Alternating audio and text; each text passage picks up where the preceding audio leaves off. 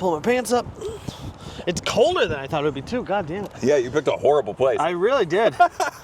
What is going on, everybody? Today's a big day for Nick Sands Presents because I am sitting here with Jay Chanoine. Jay Chanoine, hilarious fellow, working comedian, a best actor in the 48-Hour Film Festival. That's true too, yeah. A all-around great guy with a special coming out later this month. How are you doing? Half of that's true. How are you doing, Jay? I'm good, man. Thanks for having me. Thank you very much for coming on. So why don't you just jump right in? Why don't you give us like the 3 to 4 minute like origin story of who is Jay? How did you get into comedy? What have you been doing? Like, what is your life like? Sure. So I started out, the first time I did comedy, I was a kid. I was 12 years old. It was at a church talent show. From very young, I knew it was something that I wanted to do. And then when I actually started doing it as an adult in my early to mid 20s, one of my oldest friends from elementary school came out to see me at an open mic, and he was like, "This is crazy, but I remember in second grade, our teacher was like, 'What do you want to be when you grow up?' You said a stand-up comedian." I was like, "Yeah, I meant that." And yeah, so it's been 15 years now, 16 this year, since I started doing comedy as an adult. The special that we're talking about that comes out later this month was recorded like 2 days before the 15-year anniversary of when I started doing stand-up, so it was kind of a cool full circle thing. Oh, that's awesome. And then, yeah, I started out around the area of New Hampshire and New England, and eventually wound up hooking up with a guy named JT Habersat, who's out of Austin, Texas, and did a thing called the Altercation Punk Comedy Tour. And I wound up doing like several legs of that tour around the entire country with him. He started a festival in Austin, Texas. I met a lot of comedians that way. And eventually wound up on Stand Up Records with my second album. First one I did independently here in New Hampshire. Second one was 2019. The Texas Chainsaw Massacre was recorded in Austin, Texas, and put out on Stand Up Records. And I thought the timeline was going to be a lot shorter in between the first one, which came out 2015, second one was 2019. I was like, I can crank out an hour faster than this time. And I was ready to, and then COVID hit, and it took longer this time. That'll do it. It was more years. But I'm really happy with the new special, which is called Chanoinigans, and audio is out October 17th on Stand Up Records on all of your favorite audio platforms. And then video for the first time drops on the Stand Up Records YouTube channel on October 31st with awesome Creep Show themed artwork by my buddy Chad Turner, so I was psyched to nab a Halloween release date. I love the name Chanoinigans. It makes me that on its own, every time I see it, makes me laugh. So the first album, Come On Feel Chanoine, was something that my friends used to yell at me in high school. So I incorporated it into an album title when I put one out. And then Chanoinigans was also something that my friends used to call me. I'm not as creative as I'm trying to lead people to believe I am. I'm reusing other people's material. So someone with a bad intent would notice that you started off in church and then you slowly got pulled into the world of punk rock and monsters and drugs. Like it's a very noticeable descent into depravity if you look along my timeline. Stand-up comedy. And so for anyone looking from the outside, it may look as though stand-up comedy has led you down this evil path. Would you say that that's true? Yeah, I mean, to some extent. I think the devil on your shoulder has a microphone sometimes. I like that. So took you this is your second special. What was the like big takeaways you had from like between your first and second one? Like, what did you learn? Like, what did you try to incorporate into this one that like maybe you wish you had done the first one? This is actually, for albums, this is my third one, and that question grows a lot when you consider the first one was, man, I was 5 years into doing comedy. I just had like 45 to 50 minutes of material, and I wanted to put out an album because all the comedians I love, that was what I did. I compulsively listened to their albums, and so that was the dream as a punk rock kid. This was 2010, so this was early. So 2014 is when we recorded it. 2015 is when it came out. But still before Netflix and everything had really kicked off and were doing specials all over the place. Yeah. And everything. I feel like comedy specials were still like a a like almost niche thing. We weren't in the comedy boom the way that we are now just yet. Yeah, it was not quite as commonplace as it is. There were rumblings. We were kind of getting there. It was getting popular again. I feel like the 2000s and 2010s, Comedy Central really paved the way for the comedic landscape that we're in right now. But I funded it independently. That's a very, Come On Feel Chanoine is a very punk rock comedy record. We taped it at the Shaskeen here in Manchester. And it's just, I'm rough around the edges. You can hear like inklings of where I'm gonna go with my comedic voice and everything, but it's me 5 years in. Like it's very much a somewhat amateurish, here's someone who has a voice that they haven't quite polished yet type of thing. And it's like, it's my punk rock comedy album that I'm still really proud of. The second one, I was in contact with Dan Schlissel of Stand Up Records and reached out to him asking when I was ready to record the second hour if he wanted to put that out. And he said, I want to hear it first. And I was like, I want to get you on board so I don't have to pay for it. And he was like, well, I assumed you would want to do it the way that you did it before. I was like, yeah, that's totally good. So I wound up self-funding to record that one as well. But then when I sent it to him, he was like, yeah, I'm on board. I want to put this out. So there was a lot of uncertainty leading up to that. And then this one, they were on board from the start. And part of the conceptualization and the label were the people that said, we want to tape it, we want to do 2 shows. And so it was like a bigger thing because it was no longer me that was setting. There were people above my pay grade that were taking care of this stuff, that have more experience doing things like this. You had a team now. Right. So like the difference between the 3 is just so stark. And I feel like that second one's somewhere in the middle between completely amateur garage band type stuff and then all I need to worry about is honing this material and the performance that I got to experience this time around. Are there still positives, you think, to the garage band style, like DIY? Oh my God, type? Yeah. I would be a huge hypocrite if I sat here and told you no, don't pursue your dreams, even if you don't have a team to help you facilitate doing so. But I mean, for you, did it feel like you have less control over the final product today than you did over that first one? Yes and no. I mean, there's concessions every time you work with other people, obviously, versus doing something entirely yourself. And sure, there are times where that can be frustrating, but it's a personal question for yourself as far as like what things you are willing to concede and don't matter as much to you, and which things you're gonna put your foot down and say, I really need this to be the way that it is. You know what else is frustrating? Not knowing how to edit. So sure, exactly. Not needing to do that stuff, worth it. So worth the trade-off. Take my creative voice as much as you want. Don't make me mix and master this shit. Exactly. So there's definitely trade-offs. But you think that do you think that making your own sort of punk rock record is still like a good way to go? Is it still like an open door that people can take? Absolutely. I think that's always going to be an option for you to buy the stuff you need to make the thing yourself. Regardless of what your medium of self-expression is, there's a way for you to do it as someone who maybe isn't that good at it, is a harsh way to put it, but like someone who doesn't have the resources that a professional in whatever field might have. Right. There's a way for you to do it, and yeah, I encourage you to do so. One of the things I think a lot of people maybe don't appreciate, you touched on a little bit here, is like you said you were 5 years into your sort of comedic journey, which a term I absolutely hate, but I'm going to use it here. Your comedic journey. And you still were rough around the edges. You were still finding your voice. Yeah. I feel like a lot of people don't appreciate how long it takes to really get good at standing up in front of people holding a microphone. Absolutely. It's really that craft of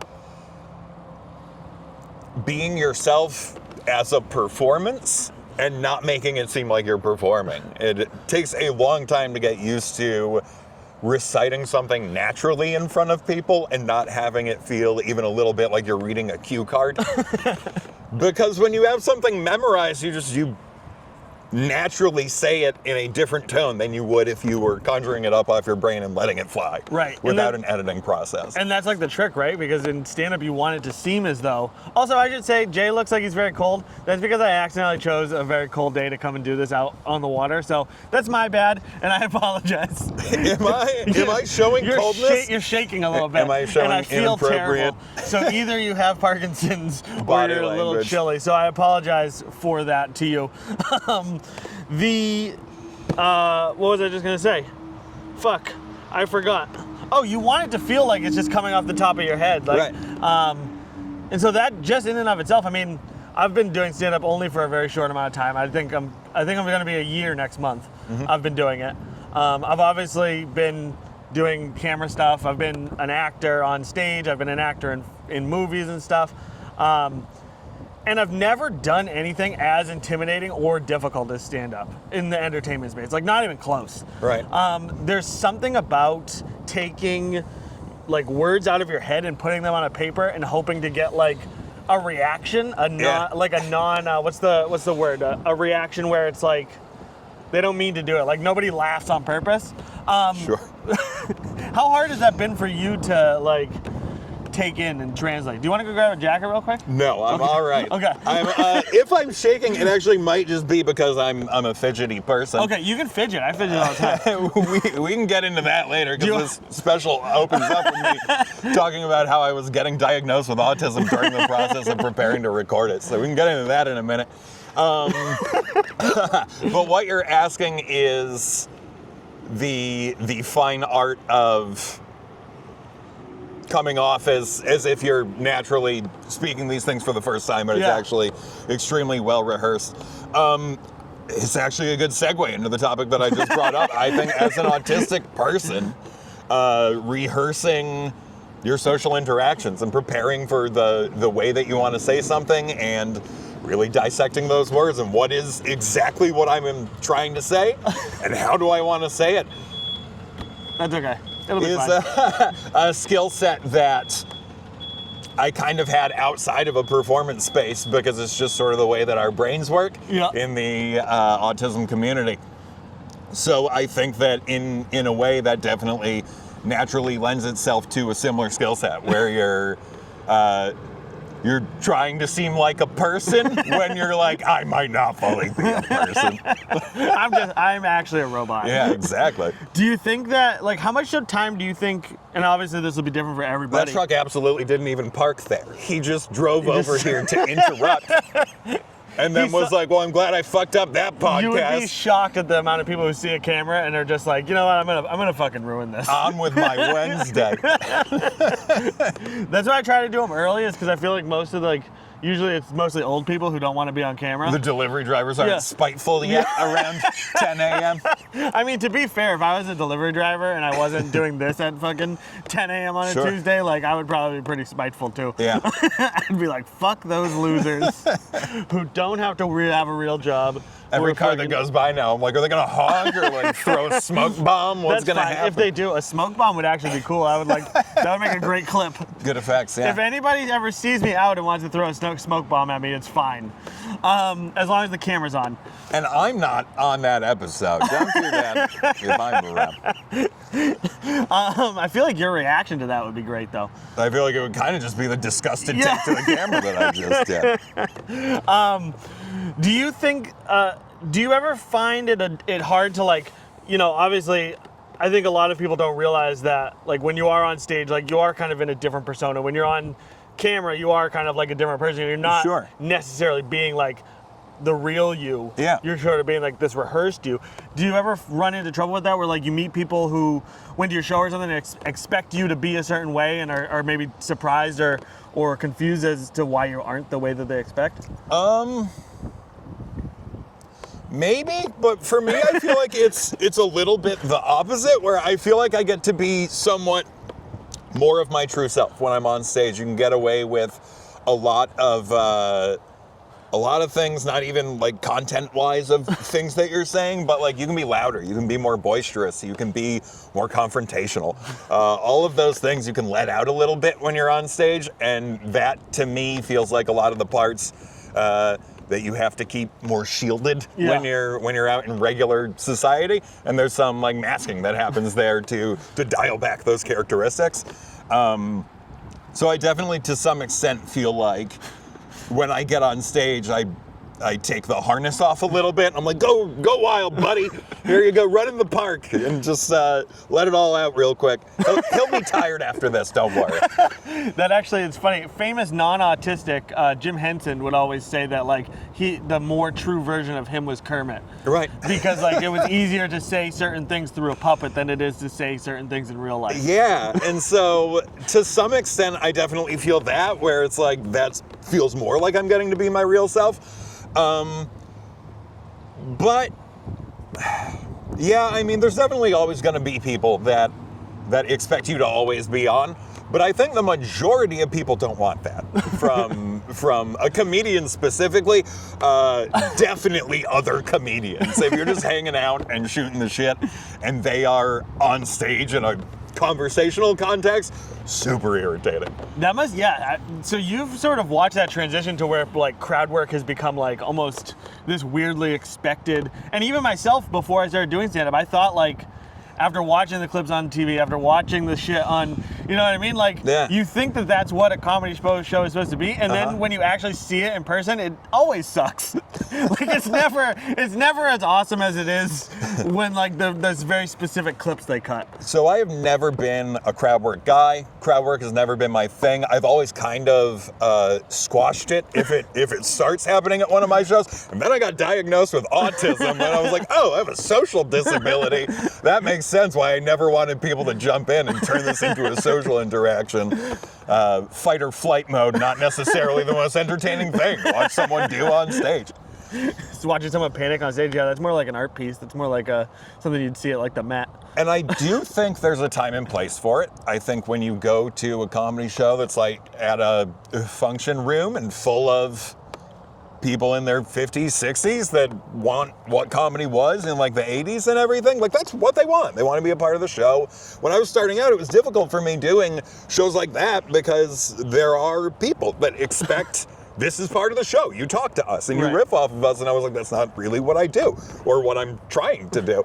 And it would kind of throw me off my game. And I think that there are audiences that want it, and excellent, you know, go get it. And people that do that, sure, go entertain those crowds. I definitely believe that nothing you thought of and then said 5 seconds later is going to be as well polished and thought out as something you thought of and then rewrote and edited and made sure that it was as succinct and direct as you could possibly state something. One of my favorite things you've actually ever done is actually not one of your sets, but it's one of your podcasts. You did a Weird Al podcast. I did, yeah, Weird Albums. And I loved it. And I'm so do you want to just sort of describe what that is, and also like what drew you to that as like as kind of like a subject matter? Sure. So I am a lifelong Weird Al fan. And when I say lifelong, I mean probably from when I was about 10 years old, which is when you have your coming of Al. And I have always been a fan. There was a joke about him on my second album, and it closes out Texas Chanoine Style Massacre.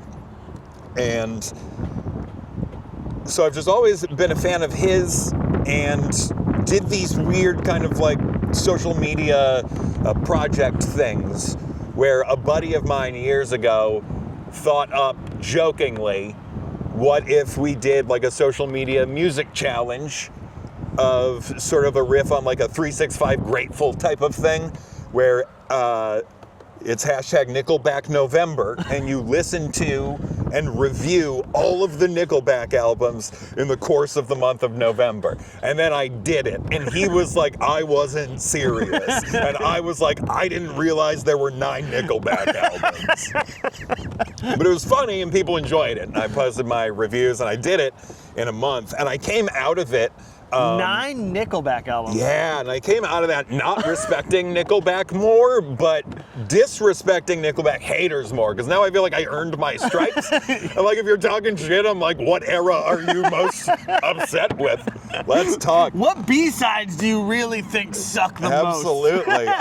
What is the worst song by Nickelback, you think, now that we haven't experienced... Fucking all of them. It's so bad. But the thing is like, it's not worse than other bad music. Was my big takeaway was Nickelback gets shit on so much all the time, and it's such a thing for them to be the name that you throw out, but it's so cultural that just like, you're supposed to hate Nickelback. People hate Nickelback that also love like Hinder and Seether and like Shinedown. Yeah, and they're you're not like, worse than Godsmack. no, like you're pretending to hate this. I think you should give them a shot if you like other butt rock. Like, why are you denying? They're the ultimate band of the shitty genre of music that you listen to. Yeah, if you like Rock 101, you'll probably like most of Nickelback's songs. So then in 2020, I did something called Ska-tember, which was very similar. Every day for the month of September, I listened to and reviewed a ska album. I'm a big ska fan and have been. And that was going to come up later. people were upset when I said I was going to do that because I was going to enjoy it. And so like, they were like, Nickelback was funny because you were putting yourself in agony. This, we don't necessarily want to watch you have a good time. I was like, guys, it's 2020. Cut me a fucking break. I need a win. I haven't been out of the house in 6 months. And then after that, my next idea was, I think I called it Februardy, was I was going to do all the Weird Al albums. You're really good at naming stuff. I thank you. I think that's actually your superpower, is naming shit. You're really good at it. If you need a stupid pun, call me up. I will find you the best stupid in whatever we're talking about.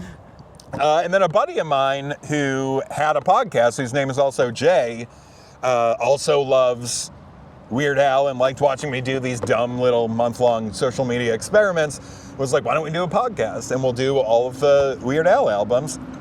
And so we did that, and we went through all of them, and we recorded an episode where we discussed each of them, and then our final episode, we sort of ranked and reviewed everything and gave our lists of favorite albums and favorite original, favorite parody.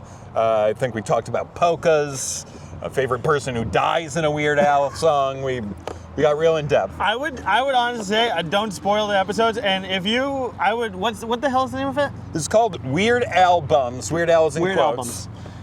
And then Go Bums watch is it. after that. Go watch it. It's honestly hilarious. It's probably one of like my favorite podcasts that's come out in the last 10 years. It's fucking hilarious. And it's like a limited, I think it's only like 20 episodes? It's somewhere around there, yeah. He has, I think, 18 albums.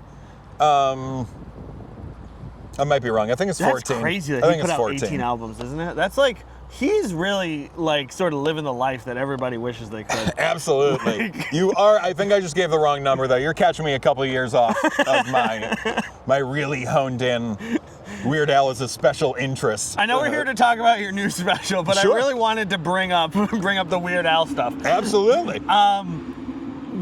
So now moving forward, you mentioned you love ska. Yeah. If anybody had held a gun to my head and asked me what is something you know about Jay Chanoine, I would have said he's a comedian and he loves ska. Yeah. So tell me a little bit about how you got into ska. Like, what was that experience, and did you ever play ska? Like, why is it ska? So I was a little punk kid in the 1990s, and when like Epitaph Records and Lookout and all that stuff was real big. Couldn't skateboard, but really loved like skate punk and pop punk and stuff like that. And ska was kind of coming up right around that same time, and it was just perfect place and time. I was into the right music for the time that like Real Big Fish and Mighty Mighty Boss Tones hit on a mainstream level. And then when I got into high school, I was still into that kind of music, and I met up with a group of kids that loved ska as well. And other than, the other like mainstream kids that liked those two bands that I just mentioned, I had never really gotten to feel like I was part of a ska community type of thing. And then high school was like the first time I was like, oh my God, there's other ska kids. and they like go to ska shows, and it is the silliest place you have ever been in your life. It's like, this is the perfect place I've for... never been to a ska show. I can gotta tell you that. Are there horns everywhere? How many horns are generally at their typical ska show? I mean, it varies. I would say like 2's your bare minimum, 3's kind of your sweet spot. Of course. You start getting into like big band territory when you get bigger than that, but you'll see ska bands that are like 12 members strong. I never really thought about that. Yeah, I guess the ska band really is kind of like, it's like Ricky Ricardo with a smaller budget. Right. That's funny. I never thought about that. So are there like fests and shit? Have you been to like ska? Isn't there like a ska fest? There is. I don't think I've ever been to a specific ska festival, but there's, gets lumped in with like punk fests a lot and stuff like that. I've definitely seen ska bands. I'm not a poser here, guys. I have ska cred. Neither a Nickelback hater poser or a ska poser. No, man, I have earned both. I wouldn't have brought him on the podcast if I thought he was. I've earned the right to talk shit about Nickelback and the right to skank. I actually caught COVID for the first time in 2021 at a toaster show in Portsmouth, New Hampshire. Oh, well, I'm sorry to hear that. For me, it was worth it. Are you sure you caught it there and you didn't just infect the whole place? I mean, it was the waiting period later, I suddenly had COVID, and it was like the first time I had been in a room with hundreds of people in a couple of years. So yeah, I'm pretty sure. That's fair. Pretty sure it got tromboned right into my face. Did you, so, I'm sorry, I lost my train of thought. It's all right. Reeling it back in, I tried to go in like 3 different directions there. So is stand-up comedy your full-time job? No, I have a day job. Okay. And the main reason is because I live here in New Hampshire. And it is easier to live comfortably with a day job and just kind of independently doing comedy than it is to toil away and make it be a lot less fun to make it a job. I feel like absolute respect to people that are able to do it professionally. I would need to be too uncomfortable to make those sacrifices, and it is much easier for me to keep the work and life balance and keep it as something that I really enjoy and get to have as more of an artistic outlet than it being a job that I punch into and it needs to be the same every time type of thing. I think it also too, it's like, it gets harder to do that the older you get, you know what I mean? Because I think about that all the time. I do this, but I also have client work that I do. And it's like the client work, if I didn't have kids and a mortgage and like a wife and all this stuff, like I would just live in my parents' basement and just write, you know what I mean? Write stupid skits and do that until like they hit big. But as you get older and you can't sleep on floors anymore, it becomes difficult to do that. Yeah, well, and also, I mean, like, I got a video game addiction to keep up. And that gets tough. I really love very cheap video games. I don't know what it is. Like, I just bought this game, Mr. Prepper. Have you ever heard of it? No. It's kind of like, it almost feels like a ripoff of The Sims. Okay. Except you're prepping for you're living this post sort of democratic America where it's like, sort of like Stepford Wives neighborhoody-esque. Sure. This is like doomsday prepping. Yeah, and then you're just prepping, but it's like the apocalypse has already happened and now you're like prepping. Not like restaurant prep though. Right, yeah, no, you're not like slice and veg or no, anything. well, actually part of it is slice and veg. Okay, right on. Little cooking mama. Mr. Prepper. It was $5 on Steam. Great. So I would definitely suggest it. I can't bring myself to spend a lot of money on video games anymore. I'm too cheap. Okay. So I feel it. I'm just addicted to a slightly less awesome video game experience than you are. Okay, yeah. And so then my answer to your question is I'm more of a professional comedian than you are. I'm able to afford the expensive Steam games. I don't need to wait for the summer sale. So you do have this special that's coming out recently. Yeah. Or you're coming out on the 17th. Uh-huh. What was that, like what do you think is different about this time doing it than was the past? Like, is this the one you're most proud of? Is this just like a different sort of child that you've made? Like, what is the experience of coming out with like this one? So you nailed it on both of those. Like, it's definitely, they're all my children. Those are all hours that I prepared and perfected to the best of my ability at the time. and was super proud of at the time, and still am, because it's like this thing that I created and released out into the world.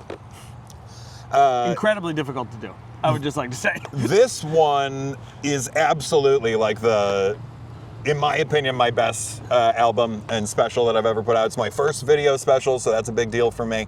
I do think it's the best material. I do think it's the best performance.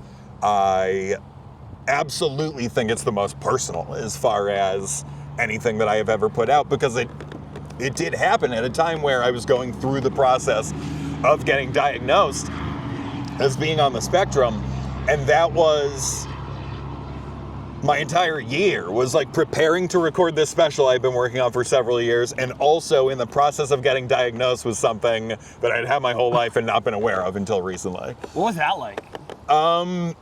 I mean, insane. Like, I'll never be able to think of one without the other, because it was the two things that completely occupied my brain for like a year. Right. Were, are we ready? What else can we do to be ready for this special? And then also, while we're talking about my brain, the hell's going on up here?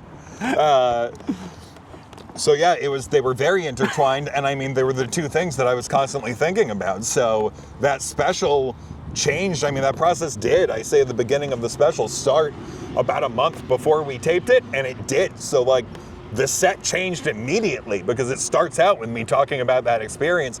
Because in my mind, like, how could I not? Like, look, I'm gonna behave a certain way right now, and this is why. Like, my brain is coming to terms with something, a truth that we've been ignoring for a long time. When you got that diagnosis, did it feel like, was it like shocking, scary, or was it more like, oh, obviously?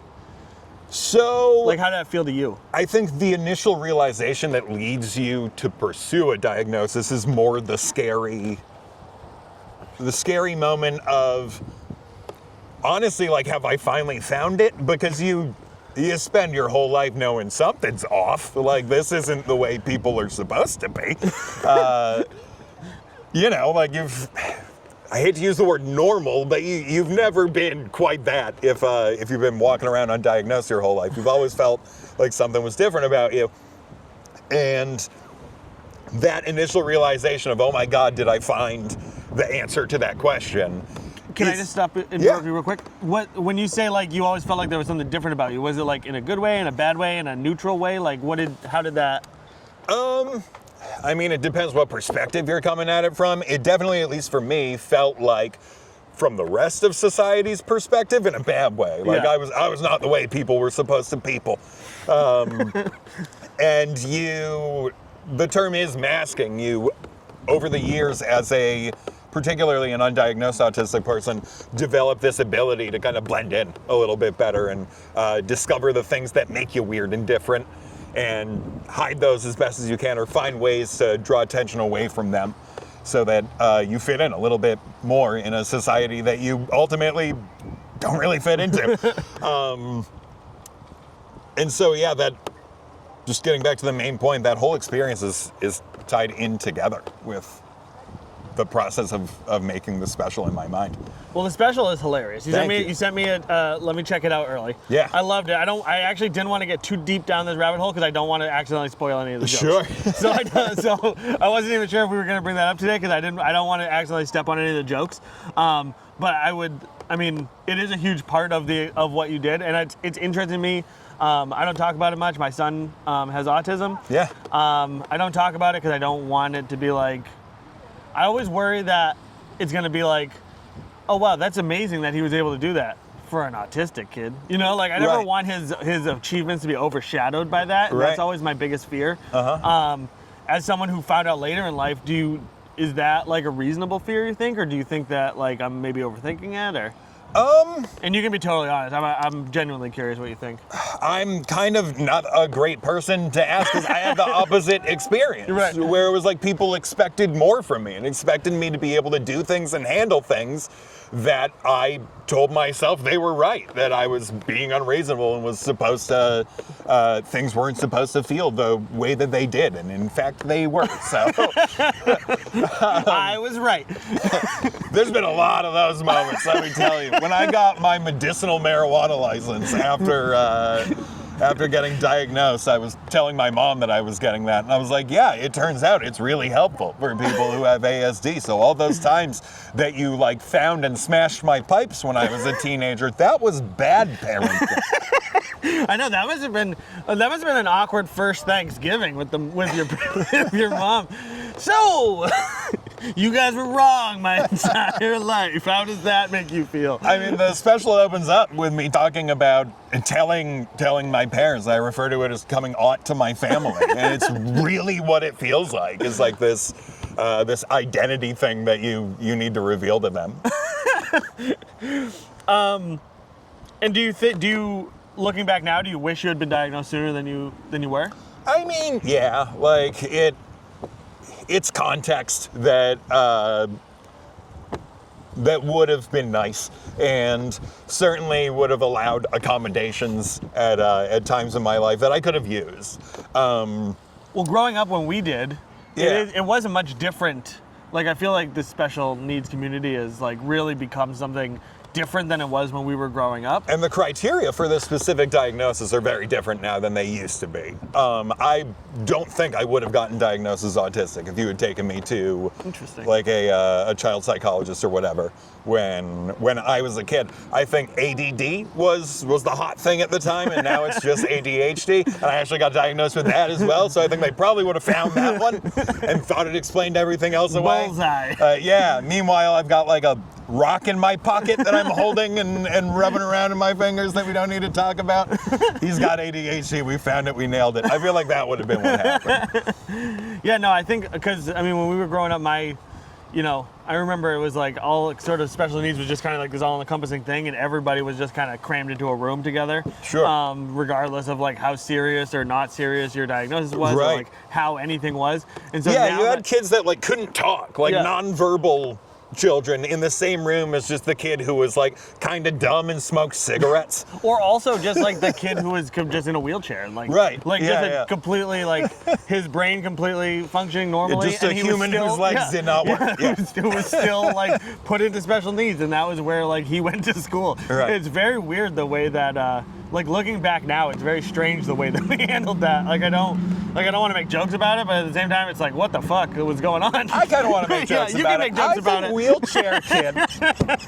I think Wheelchair Kid got the rawest deal out of all those people in the special needs room, because to me, the reason I wanted to be in there, turns out I could have been, was because it was the beanbag room, and they got to sit on beanbag chairs. Wheelchair Kid doesn't even get to do that. Didn't even think about that. Wheelchair Kid really did get fucked on that. Yeah, absolutely. That's a supervillain origin story for you right there. Now is an interesting time because we recently heard about the JFK the RFK thing. Yeah. I was like, The John Tylenol. F. Yeah, Kennedy, what did he JFK do? came back. He's autistic.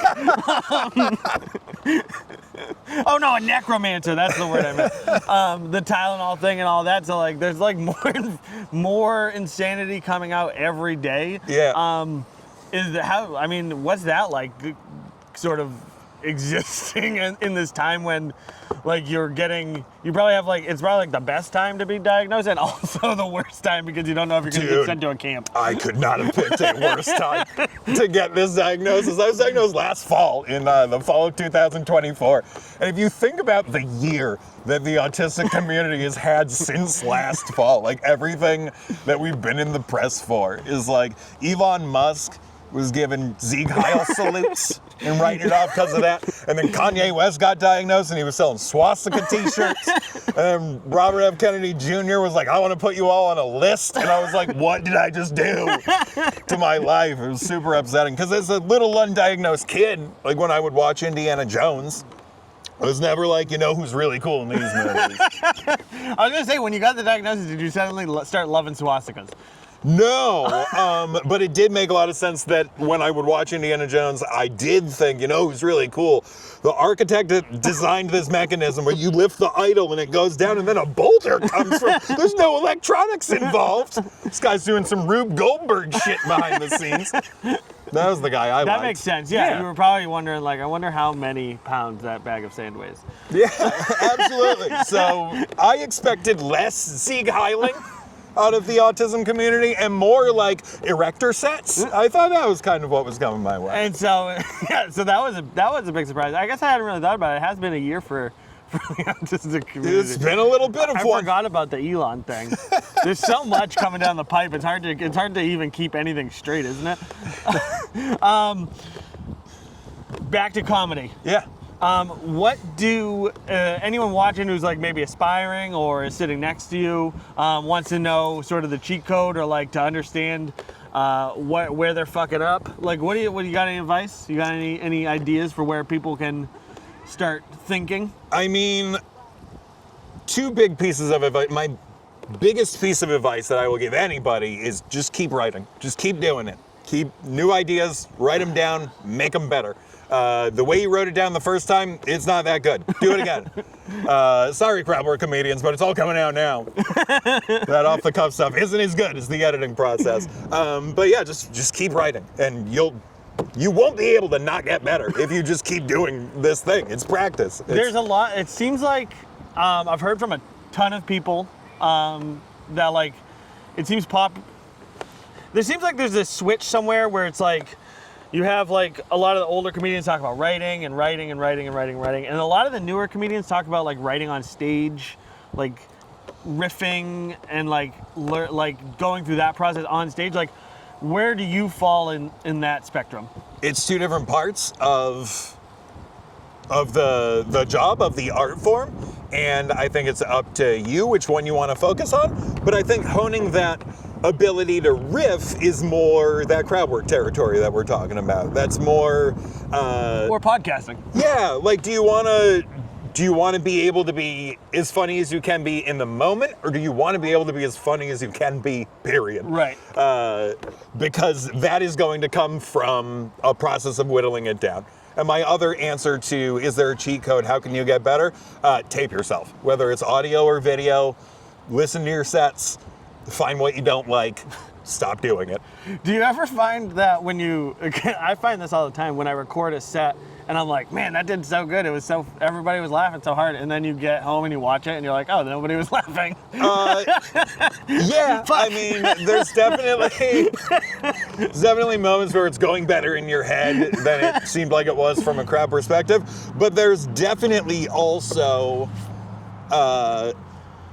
the element of when you're on stage, everyone's mouth speaker is pointed directly at you. Yeah. And they're laughing and projecting at you. And so you're getting shotgun blasts of like, I am right in front You're of... getting the bukkake. Yeah, I'm the, what was it? Human emotion. Was it a Panasonic commercial of the old... Yeah. You're getting that. When you're watching the tape or you're listening to it, it's the microphone is not in that prime spot to receive all of the noise in the room. So you're getting less of it, definitely. You can allow yourself that small consolation. Yeah, absolutely. That to some extent you're just not hearing all of the laughter that you were able to hear when you were on stage. There's definitely also part of it that you're not as good as you thought you were. Is there like a rule? Do you have like a rule where you're like, let's say you come up with an idea, you write it out, and then you bring it up on stage, you do it, and it doesn't do well. Is there like a rule you have where like when do you determine when something just isn't ever gonna work or like isn't good? I do it a few times. I try to change it. When I start the editing process after like doing something on stage first time, like at a mic or whatever, the parts that hit kind of become okay, we build the rest around this. And the parts that didn't, I tend to get rid of and cut out. If it's a line that I really like, I will try to make it work, and I'll do it a couple more times. And if it's just not working and it's just not getting a laugh, I'll stop doing it. Do you think that comes down to like, is there ever anything where you're like, I just need to put this away for now, and then in like 3 years I'm gonna be able to write, I'm gonna be like a better comedian? I don't know that I think that when I'm doing it, but there's absolutely always a stack of the ones that didn't work out in the back of your head, and sometimes something occurs to you and you're like, oh, that kind of ties into that bit that I used to do that wasn't very good. And then you'll change it and incorporate this new element and get to save it. I mean, on my new special, there's a joke that starts out with me talking about how I thought my next special was going to have a joke about how it's crazy that Bob Barker still isn't dead. I remember that. Because I did a joke that's actually the free preview track that Stand Up Records just put out from it. You can listen to on SoundCloud right now before the album comes out. Go listen to it. But yeah, I mentioned that for years I had been doing a joke about how insane it was that Bob Barker was still alive and how people thought he was dead. Like whenever you told people that he was still alive, they were surprised. And then he died before I recorded the album. And so that entirely changed the joke that I thought I wasn't going to get to do anymore. Like we don't do the Bob Barker joke anymore. And then I came up with an idea of how I could keep doing it. And it changed drastically. Like that joke is not about Bob Barker anymore, but it is how we get there. And it's a fun joke that I wound up really liking enough to suggest it as one of the options to put out as our kind of free preview before the album comes out. And that was one that I thought was never getting done again.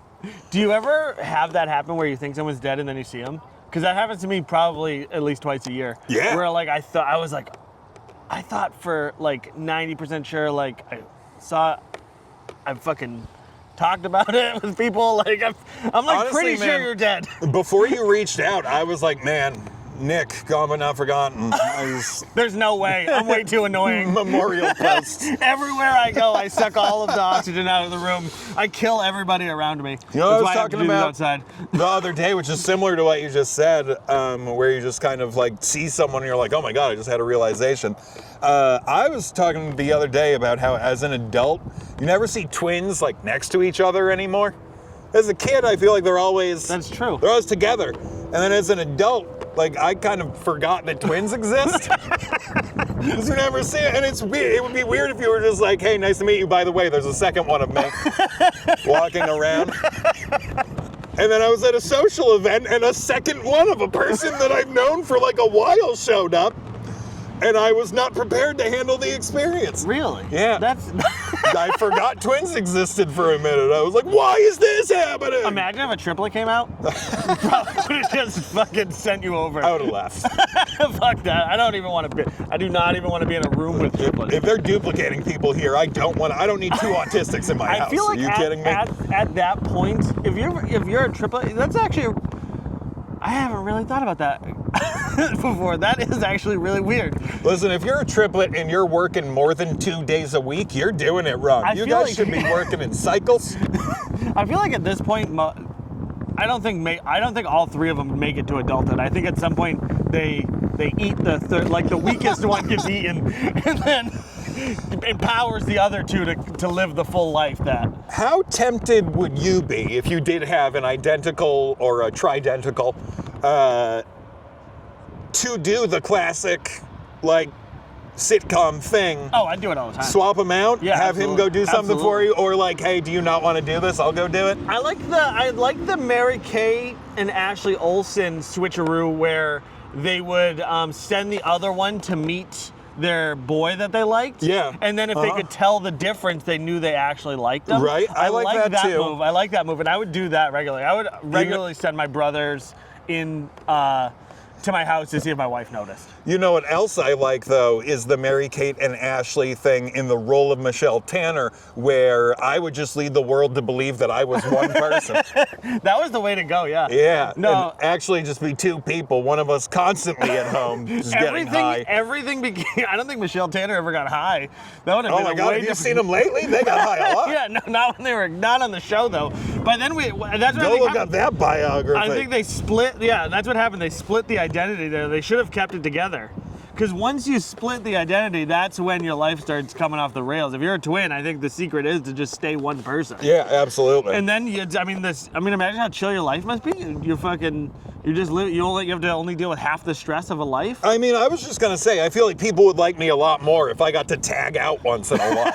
If I had another dude waiting to come do social interaction as an autistic person, sign me the fuck up, dude. That sounds awesome. Most people actually would like the ability to tag just me out, just like to have me removed from a situation for like 20 to 30, like just like time out, Nick. I need you to go sit over there. Yeah. You're too fucking much right now.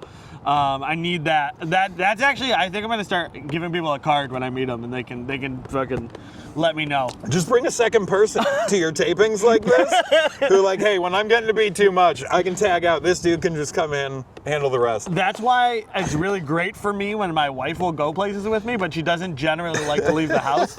So like when she's going places with me, she can be like, "You're fucking acting like an idiot," and I'm like, "Oh, okay." And whereas she's not there, there's nothing contained in it. You know what I mean? I'm gonna act like an idiot. Right. I'm gonna do something inappropriate, and I'm gonna probably upset some people. As I can't help it.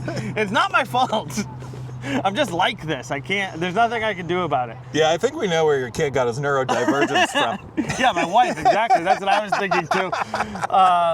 No, actually, we did a like a genetic test thing. I was supposed to like. I don't really even understand what. Blame one of you. Yeah, blame one of them. And I was like, and the doctor was like, there's nothing wrong with that. I was like, what are you talking about? My son's awesome. Yeah. Like my son fucking rules. Like he's wicked smart. He's wicked funny. He like is way more capable than any 9-year-old should be. Like he does all his own cooking, his own cleaning. Yeah, he just fucking doesn't like being around 50 people. I'm like, he's cool as hell. So like, I hope it was me that made him cool as hell. What are you talking about? It's a beautiful day out, isn't it? It is, man. Yeah. Other than being fucking freezing, you picked a really nice day for us. I mean, I'm willing to take 50% of the blame, but you could have brought a sweatshirt. It's warmed up a bit. It has warmed up. If you stick your legs out, the sun comes underneath the table and warms them up a little bit, which keeps you toasty in the moment. I don't like your use of the phrase "the sun comes under the table."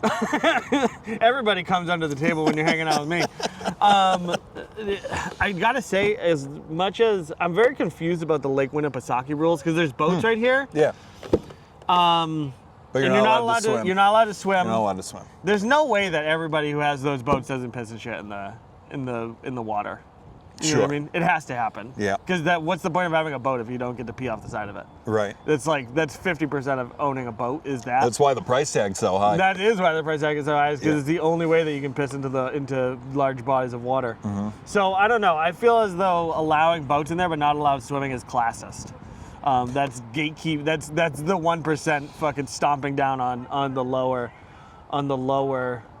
classes. I mean, as someone who lives in the city that this is the drinking water source for, please don't swim in this body of water. I don't care if it's like these 13 people's piss and shit, as you eloquently put it. If these rich, to be fair, rich people piss and shit is better than poor people piss and shit. Absolutely it is. Yeah, it's all organic, it's name brand. It's probably clear as a fucking whistle. I don't want your great value bacteria in my drinking water. If you have eaten taquitos in the last 48 hours, I do not want you even within 40, I don't want you within 4 miles of my drinking water. That's fair. See, I live in Derry, so I don't need to worry about this. No, double-digit price tags on all your foods if your defecation is going to be in my water source. Okay, that's fair, I think. All right, well, I mean, it's been an hour. Great. Where can people find you? How can people get a hold of you? Do you want them to? Sometimes. So I'm easy to find on social media, on Instagram, on Threads, on Facebook. I am just my name, Jaychanoine, Jay Chanoine. Find me on all those places, on iTunes, Amazon Music, Spotify. I think I'm on SoundCloud. Like every musical. I've been on Sirius XM radio. Like any. Have you? I have. Yeah. For what? The last album was on Sirius XM. Did you get paid for it? Was on Sirius. A little bit. Not. I mean, certainly better than like a Spotify, but not. Sirius XM pays their hosts a crazy amount of money. Really? Like if you're hosting on into Sirius XM, which it can't be that hard to get on Sirius XM. I mean, I think it is because I use it as a credit. So clearly, there's people that aren't pulling their weight. Good point. But yeah, my previous albums are all on there. October 17th, Chanoinigans drops on all those favorite audio platforms. Please check that out. And then October 31st, the Stand Up Records YouTube channel, you can watch my first video special with a live recording of that set. Are you going to be going on tour or anything or anywhere recently? So just after the special drops on October 31st. The following week, I will be in Austin, Texas for the Altercation Comedy Festival this year. It's the 10-year celebration. It is my third time doing a headlining set at this festival. Super excited. It is my favorite festival. It is my favorite group of comics. Always a great time. And then in November, later in the month after I come back, I will be here in Manchester doing a weekend show at the Strange Brew for the Laugh Addict. Danny P, our buddy who runs the open mic there, will be doing a weekend show that I'll be headlining here.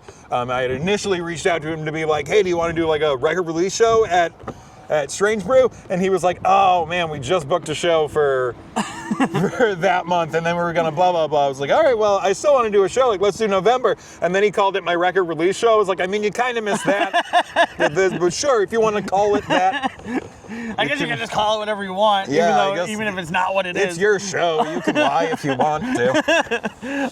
Actually, I did have one more question for you. Yeah.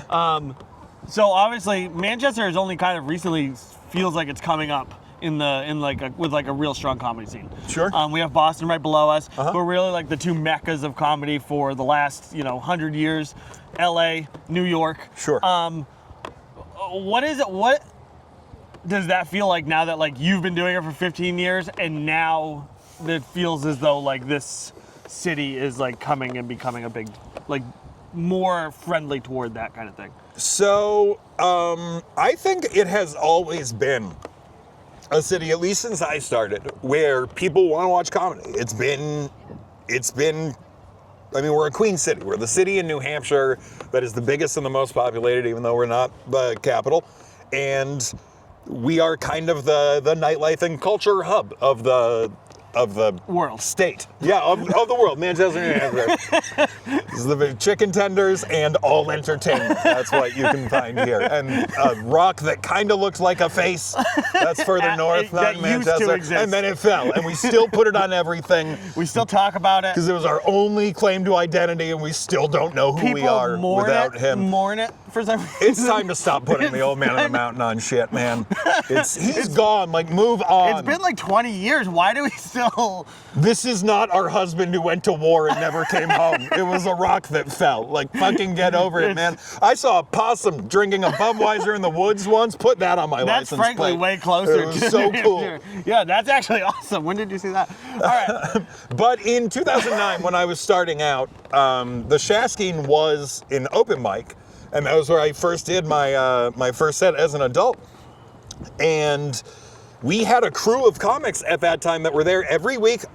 Starting out as an open micer is a weird experience because you will be around the same group of people like 4 times a week, and most of them are people you would never spend time with otherwise. Like, you'll spend more time with a guy you flat out don't like than you do your best friend when you're pursuing comedy. I mean, that's because it's a job, though. Right, and we had a good crew, and like people would come out to those open mics. We used to fill up the Shaskeen to standing room only. We were all open mic comics, and it's crazy for me to think about that now. But seeing it kind of grow and what Manchester has become during this new comedy boom on a local level of how local comics have kept popping up and kind of gravitating to this city, it makes me happy because we did have that vibe when I was starting out. You could see that people were into it, that people embraced it and wanted more of it, and now to get to see that from a little bit of a like elder statesman position is fucking awesome. Awesome. All right. Well, thank you so much, Jay. I really appreciate it. Yeah, man. Guys, go check out his special. Go follow him. Go to his show. Fucking go support Jay because he's the man and he deserves it. Guys, mwah, thank you for watching. Bye.